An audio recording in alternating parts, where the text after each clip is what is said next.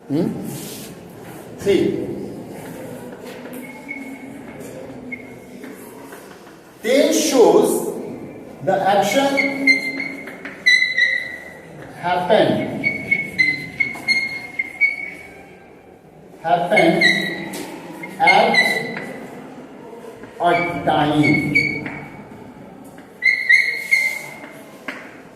At a time. It shows only the action, happening action. Either the happening action related to subject. Happening action किससे related है? या तो subject की ये आदत है, सब्जेक्ट की ये कुछ क्या चीज है, हैबिट है, तो वो भी एक टेंस का पार्ट हो जाएगा. सब्जेक्ट किसी एक्शन को कितना देर पहले कर चुका है, इसके लिए भी टेंस के बारे में जानते हैं. Means by using tense, a speaker can speak about the action either which was habitual, habit or continuity or the future instance. इसको एक तरीके से यहां ले लें, एक लाइन को देख के समझने की कोशिश करें. This is called your present. Right now we are in our class. And I am telling something, I am teaching you and you are learning. So this process is called here the present situation. If I say I teach every day, it is my habit. I learn every day, it is my habit. But if I say I am learning, it seems like that today I am learning, but I don't know whether I learned yesterday or will learn tomorrow or not. अगर कोई कहता है कि मैं पढ़ रहा हूं, I am learning, तो इसका मतलब है कि अभी मैं वो काम कर रहा हूं, कल फिर करूंगा कि नहीं करूंगा इसकी गारंटी नहीं है. The speaker states the action in a time, in a particular time. So if an action is going, it is in present. If action was already back यानी पीछे की बात बताएं, this is called past. If you are narrating anything, यहां बहुत बड़ा trick है जो दिमाग में बिठा सकते हैं. किसी भी एक्शन को बता रहे हैं जो पहले हो चुका है, यानी पास्ट में, कल हुआ था, 10 साल पहले हुआ था. ये सारी घटनाएं जो एक्शन इवेंट है, event is going to be narrated in past only, and the event which is going to happen, ये हमारा imagination है.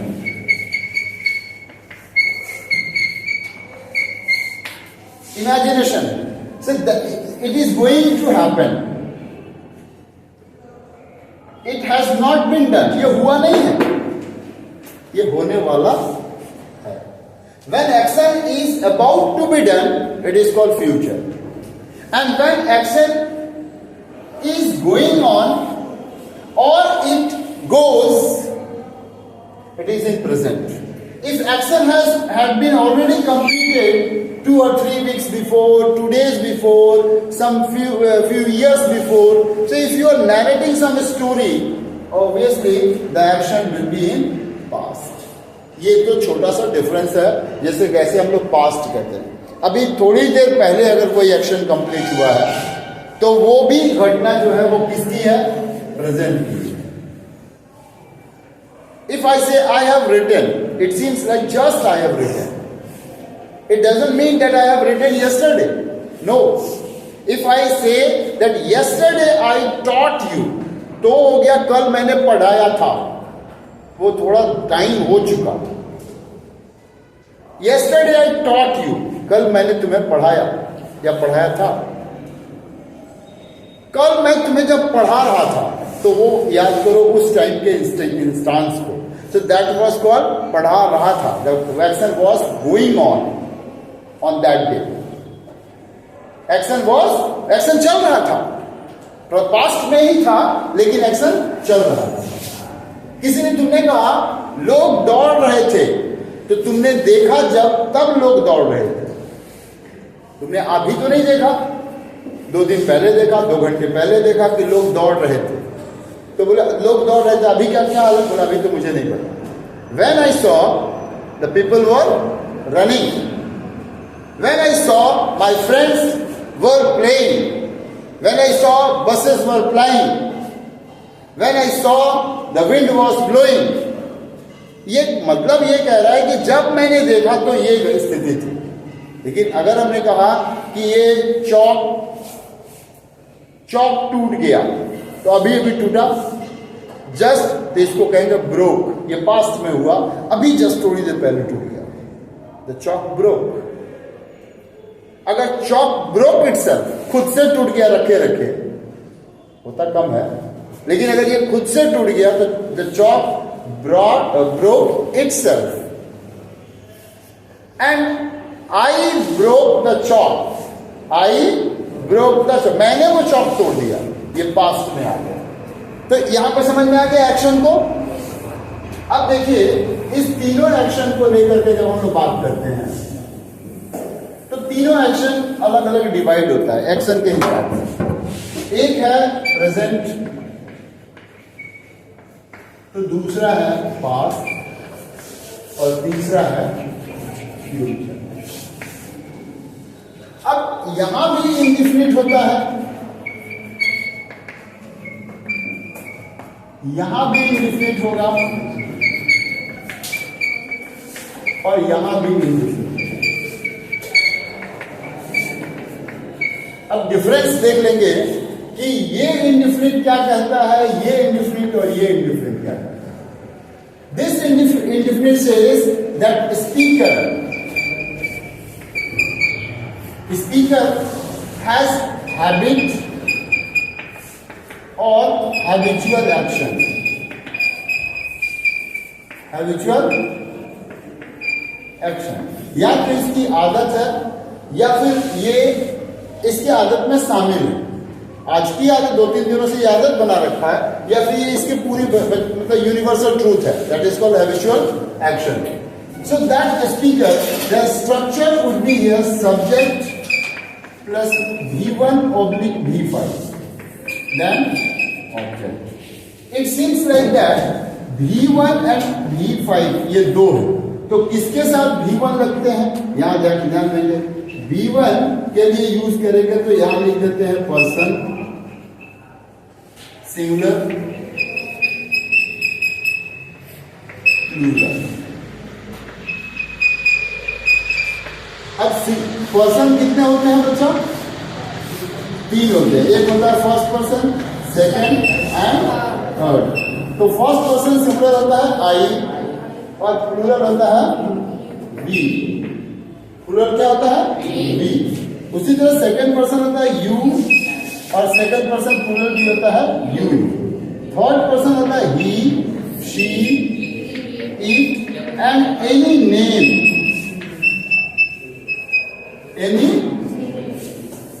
Any name of the world. दुनिया में किसी का भी नाम जो होगा वो क्या हो जाएगा? Third person singular. And the plural is they. Plural क्या होगा? दे. अब इस दे में पूरी दुनिया है, जैसे people, Ram and Shyam, Rohan and Mohan. एक से ज्यादा लोग होंगे तो वो भी आ जाते हैं थर्ड पर्सन प्लूरल. तो अब V1 का यूज जो हम करने वाले हैं वो इन सब के लिए करने वाले. देखिए ये जो डमरू बन गया इसके लिए V1 का यूज करेंगे. इसके लिए क्या करेंगे? और बच कौन सा जा रहा है? बोलो.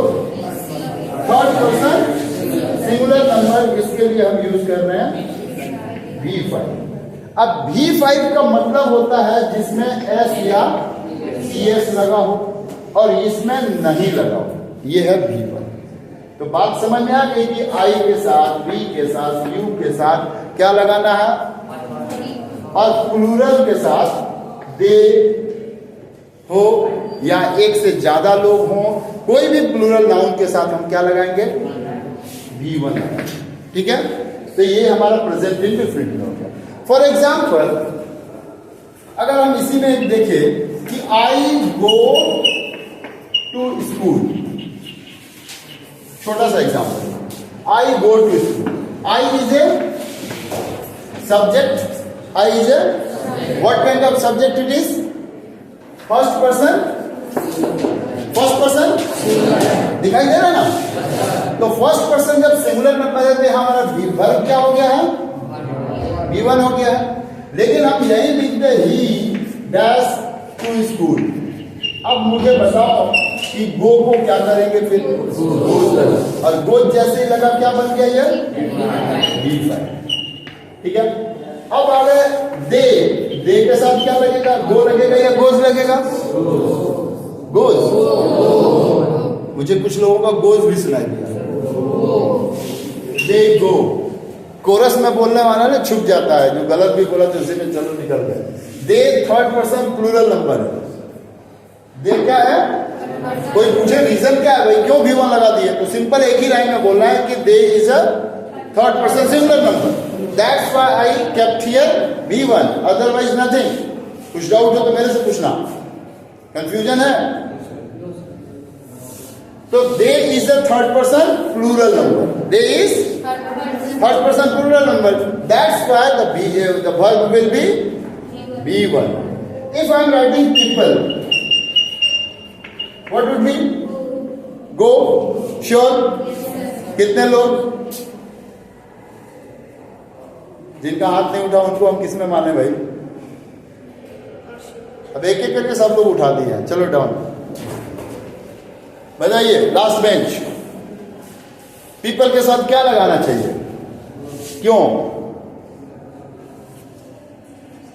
पीपल तो अकेले है ना? पीपल तो अकेला हुआ। पीपल मतलब सिंगल। तो सिंगल में क्या लगता है? V5 ना। सब लोग गलत बोले, तुम्हें पीछे पीछे गलत बोल दिया। अपना दिमाग तो लगाया होता। पीपल मतलब एक लोग हुए ना। पीपल जोर से बोलो। Yes sir. सबको लगेगा कि तुम्हारा कॉन्फिडेंस नहीं है, थोड़ा जोर से बोलो। Yes sir. सुनाई दिया? सारे लोग आप लोग गलत थे। पीपल मतलब एक ही आदमी होता है।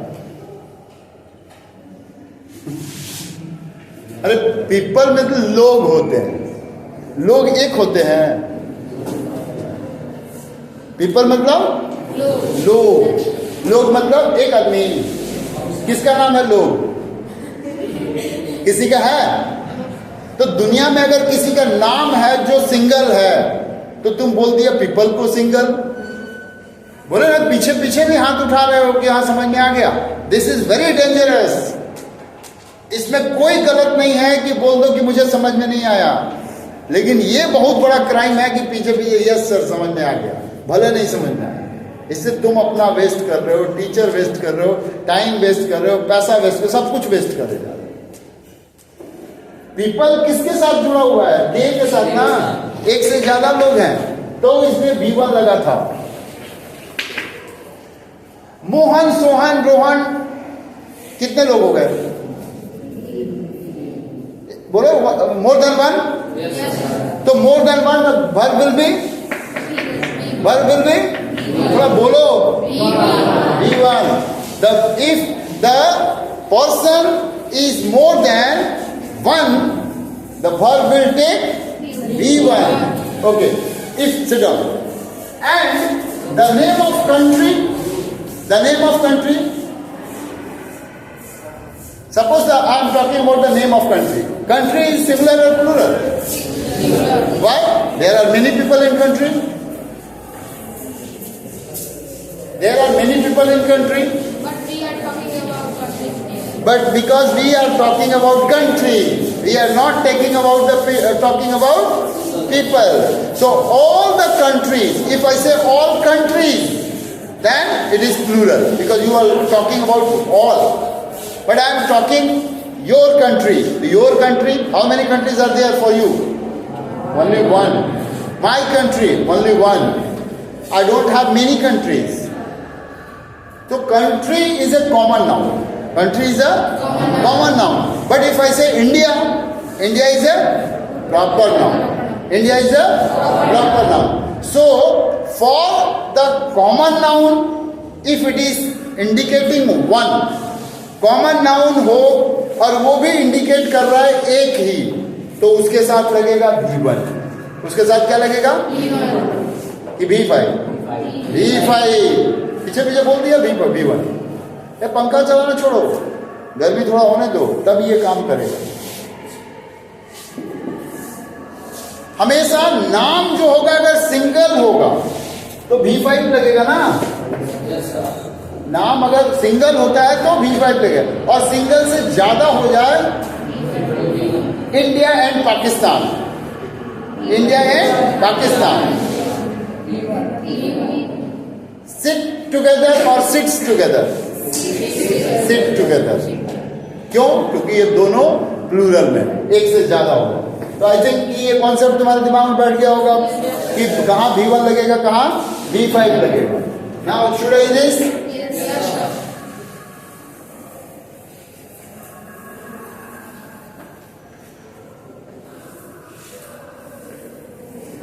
Now for the interrogative, same आपके इंडिफिनिट का ही। अब इंटेरोगेटिव, ये तो हो गया तो subject plus V1 oblique V5 plus object. This was affirmative.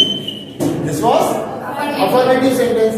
If I am talking about interrogative, जैसे they go to market, they go to market. I want to know whether they go to market or not. तो मैं क्या पूछूंगा? Do they go to market? तो एक option आ गया यहाँ पे, do और does. Do does plus subject plus V1 plus object and put the question mark, it is called interrogative. अब आ गया फिर एक और सवाल यहाँ पे, डू और डज कहाँ लगेगा?